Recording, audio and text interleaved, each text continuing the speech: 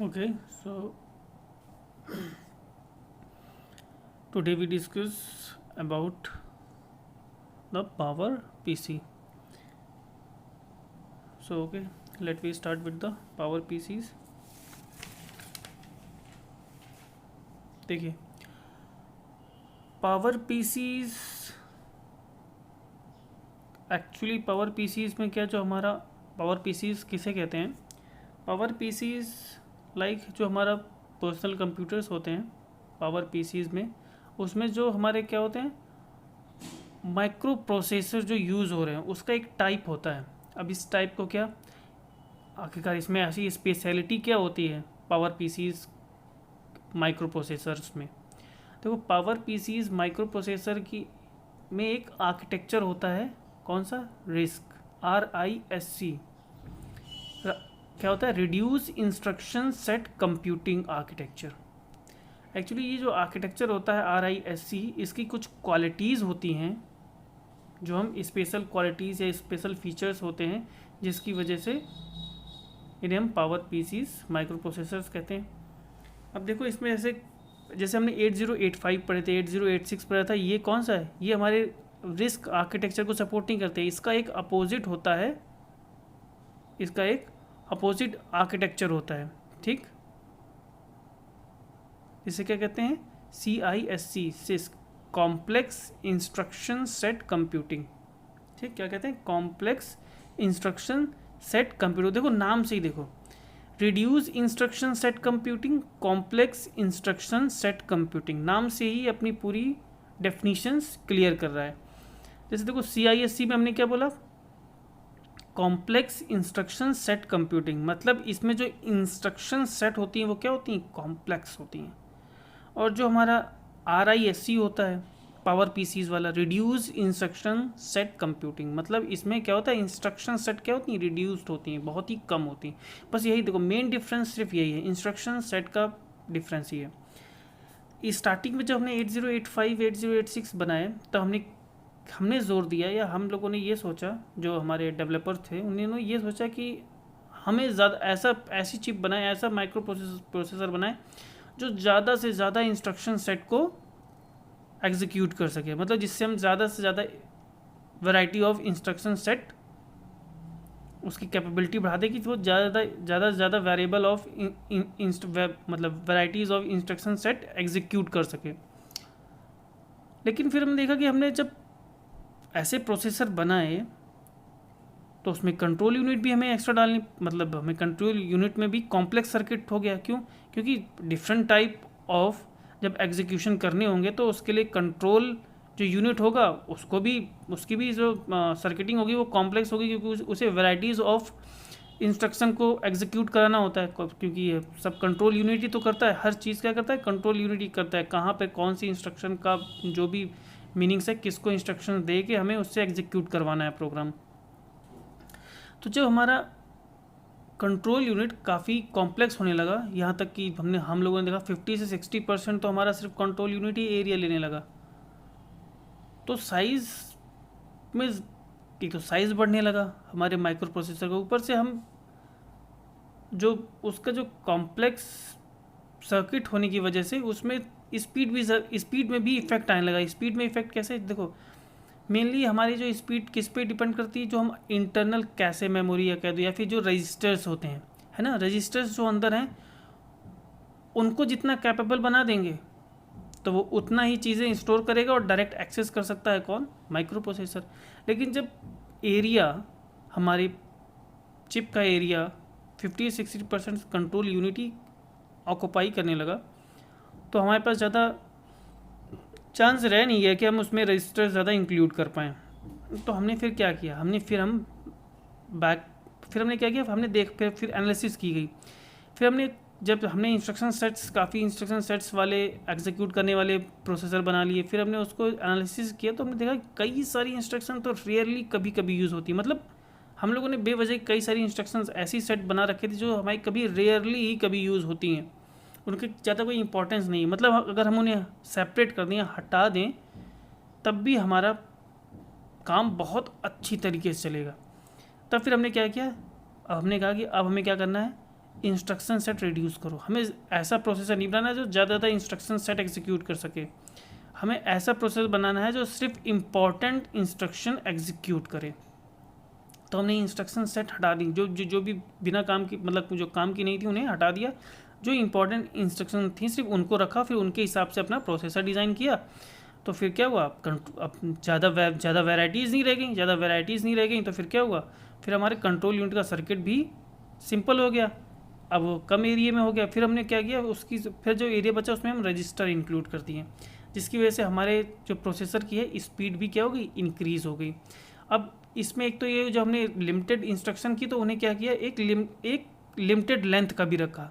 जैसे अब इनकी लेंथ अलग अलग होती है इंस्ट्रक्शन की, 1 बाइट 2 बाइट 3 बाइट, है ना।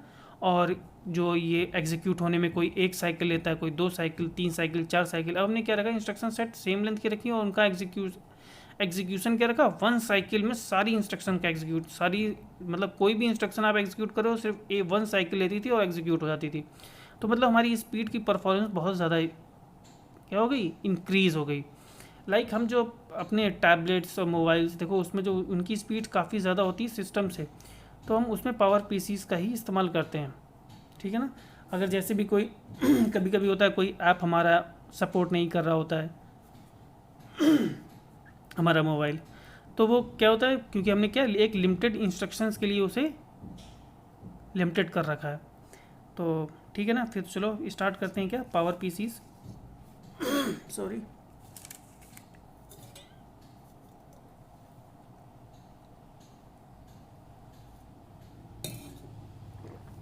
ओके सो ओके, थ्योरी में आते हैं, स्टार्ट करते हैं अपना पावर पीसीस का। हमने थोड़ा बहुत समझ लिया है RISC और CISC क्या है, ठीक है ना, reduce instruction set computing and complex instruction set computing. तो चलो स्टार्ट करते हैं अपनी थ्योरी में। पावर पीसी एक RISC reduced instruction set computing architecture है, ठीक है ना।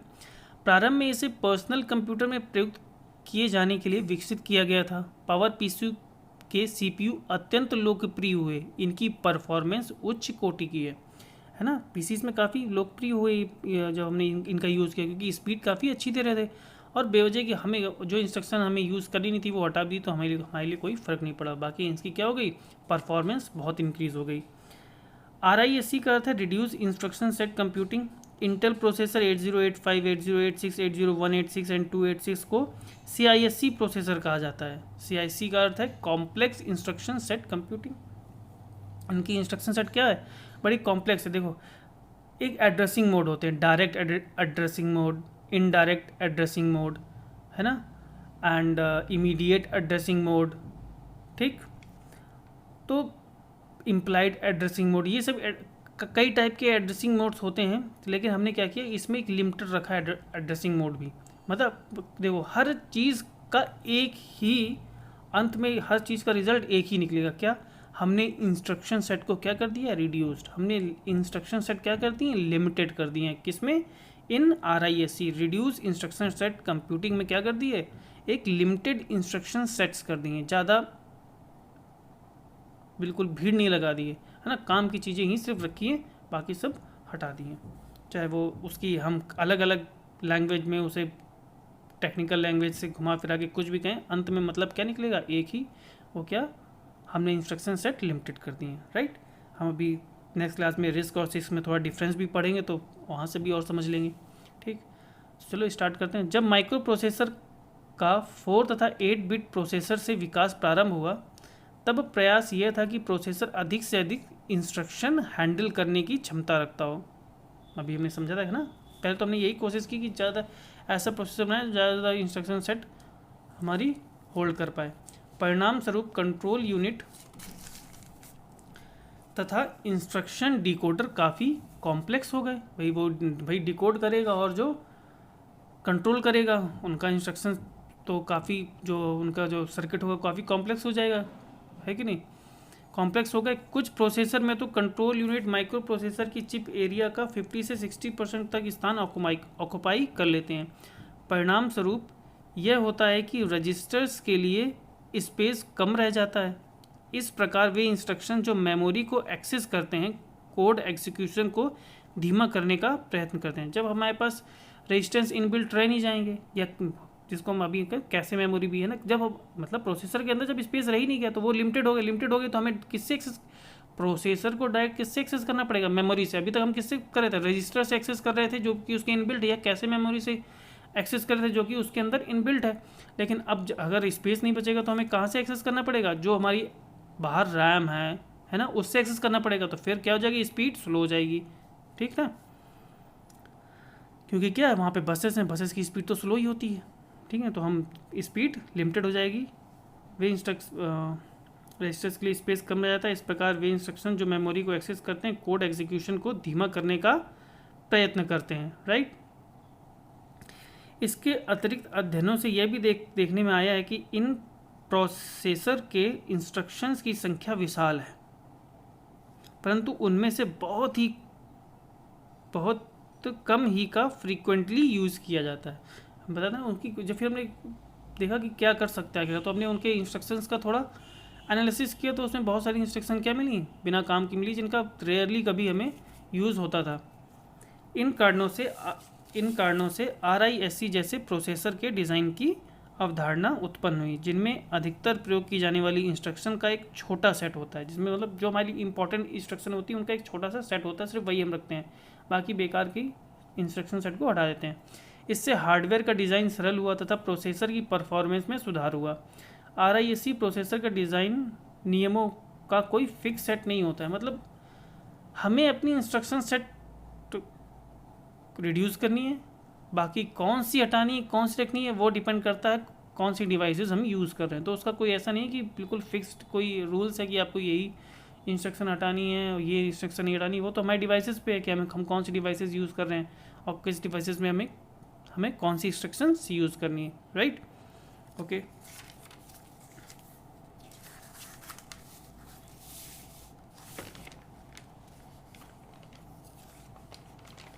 देखो आगे RISC प्रोसेसर की सामान्य विशेषताएं निम्न होती हैं। अब देखो इनकी विशेषताएं देख लेते हैं। इंस्ट्रक्शंस की संख्या कम, 100 से भी कम होती है। जो मैंने कहा ना मेन घुमा फिरा के, अभी हम पूरा देखो इसकी क्वालिटीज़ पढ़ेंगे, विशेषताएं क्वालिटीज़ पढ़ेंगे, सबका घुमा फिरा के एक ही मतलब निकलेगा, इंस्ट्रक्शन की संख्या क्या हो जाती है कम हो जाती है। सेकंड देखो, एड्रेसिंग मोड्स की संख्या बहुत कम, 3 से भी कम होती है। एड्रेसिंग मोड्स मतलब जब हम इंस्ट्रक्शन ही कम करेंगे तो एड्रेसिंग मोड तो ऑब्वियसली हमें कम करने पड़ेंगे। जितने एड्रेसिंग मोड्स होंगे फिर उतनी ज़्यादा हमारी क्या हो जाएंगी, इंस्ट्रक्शंस बढ़ जाएंगी।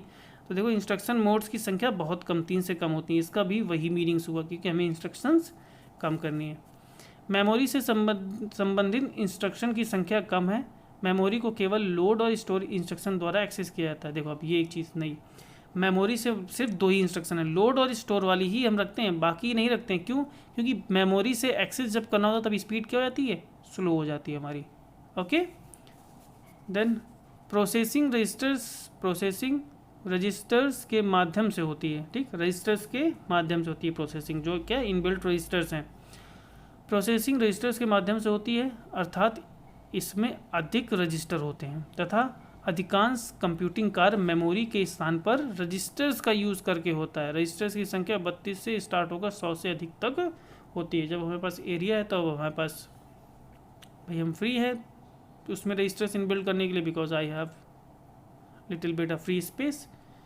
सो ओके, फिर नेक्स्ट क्या है, देखो इंस्ट्रक्शन फॉर्मेट इजी है तथा प्रत्येक इंस्ट्रक्शन एक साइकिल में एग्जीक्यूट हो जाता है। हमने इंस्ट्रक्शंस फॉर्मेट को बहुत इजी कर दिया ताकि प्रत्येक हर इंस्ट्रक्शन क्या है एक साइकिल में ही एग्जीक्यूट हो जाए। ओके, तो बस एक साइकिल में एग्जीक्यूट होगी तो हमारा टाइम कम लगेगा हर इंस्ट्रक्शन को एग्जीक्यूट करने में, और टाइम कम लगेगा तो उसकी अपने आप ही स्पीड क्या हो जाएगी, इंक्रीज़ हो जाएगी हमारे प्रोसेसर्स की। प्रोसेसर्स का डिज़ाइन इस प्रकार है कि वह उपयुक्त इंस्ट्रक्शन को सेलेक्ट कर हाई लेवल लैंग्वेज को सपोर्ट करता है। मतलब प्रोसेसर्स हाई लैंग्वेज को तो सपोर्ट करता ही है, मतलब ये कहता है डिज़ाइन इस प्रकार करते हैं कि वो हाई लेवल लैंग्वेज को सपोर्ट करे। बस क्या कहते हैं हम इंस्ट्रक्शन सेट क्या कहते हैं, लिमिटेड कर लेते हैं, बाकी वो हाई लैंग्वेज को सपोर्ट करता है। ठीक है ना, तो this is all about the power PC. अब देखो पावर पीसी में जो मेन हमारा क्वेश्चन पूछा जाता है फ्रीक्वेंटली का, describe the features of the power PC. अब पावर पीसीज का फीचर्स किस पे डिपेंड कर गया, आरआईएससी पे, रिड्यूस इंस्ट्रक्शन सेट कंप्यूटिंग में। तो हमने क्या पढ़े हैं, features of RISC, reduce instruction set computing, और it's a features of power PC, it's also a feature of power PC. Okay, so okay, thank you.